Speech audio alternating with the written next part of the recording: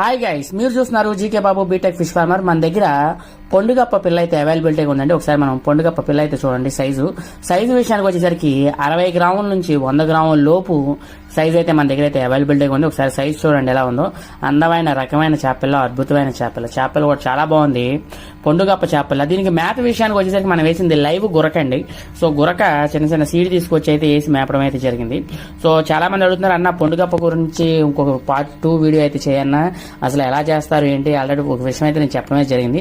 So అతి త్వరలో దానికి సంబంధించిన వీడియో కూడా నేను చేయడం అయితే జరుగుతుంది. సో ఇదైతే మన దగ్గర పిల్ల అయితే అమ్మకానికి అయితే ఉందండి.